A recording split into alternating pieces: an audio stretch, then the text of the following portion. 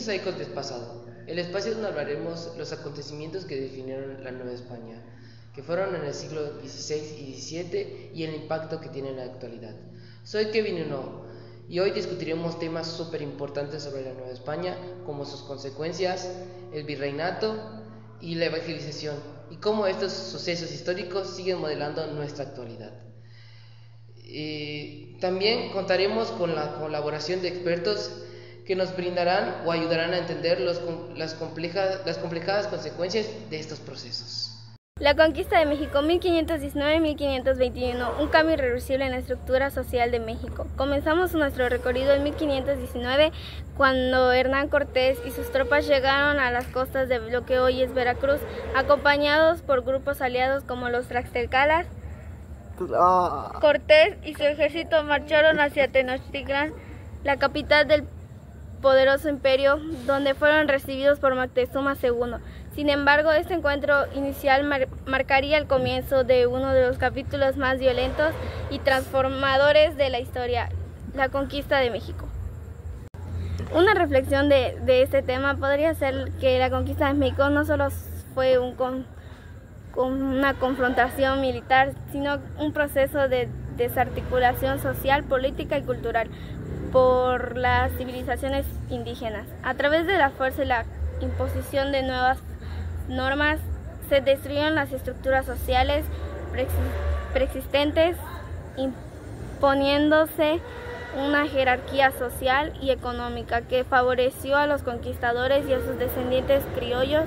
Hoy, más de 500 años después, las desigualdades estructurales entre la población indígena y mestiza y las élites de origen europeo continúan siendo una realidad.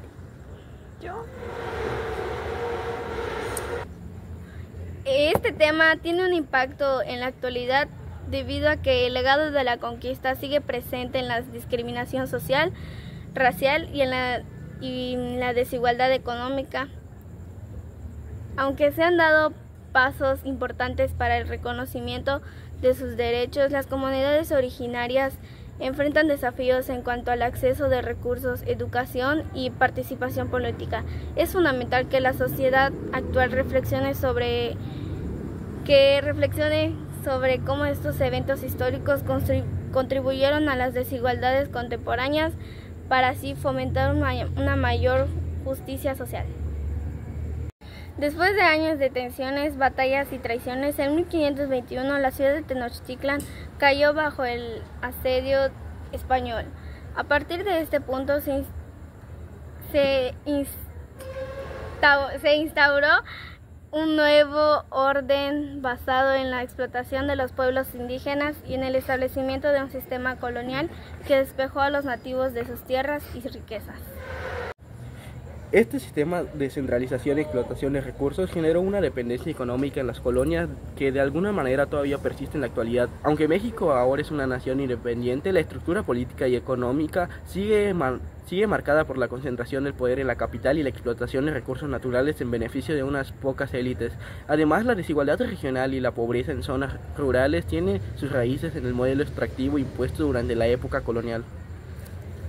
La concentración del poder en la Ciudad de México, así como las disparidades económicas entre las regiones del país, son fenómenos que pueden a los tiempos del virreinato. Muchas comunidades de los estados rurales aún enfrentan dificultades para acceder a servicios básicos como salud, educación y empleo.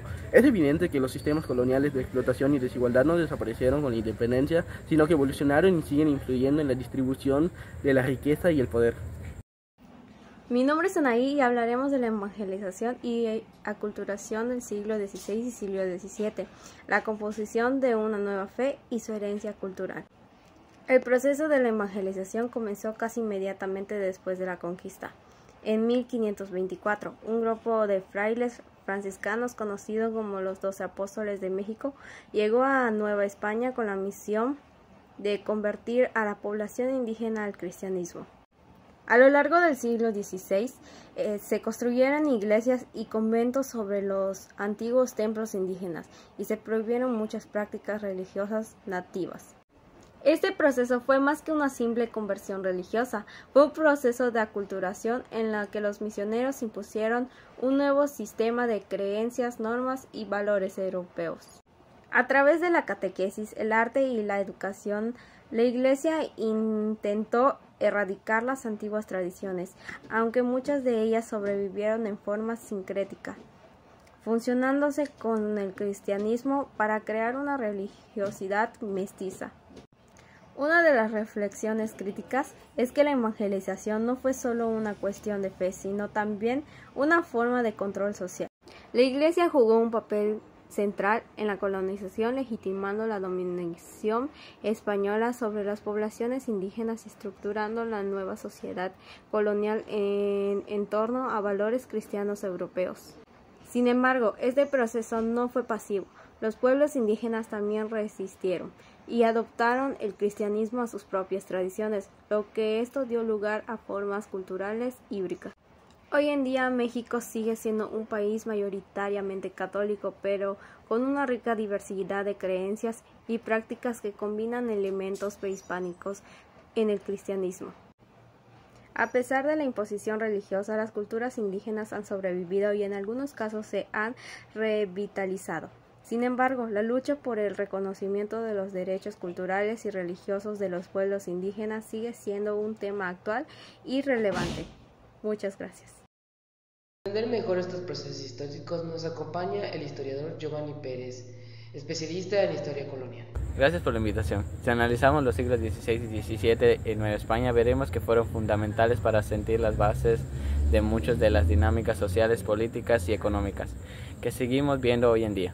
Por ejemplo, la conquista no fue solo la imposición de un poder militar, sino un cambio profundo en las estructuras de poder y las relaciones entre los distintos grupos sociales, algo que todavía impacta nueva social.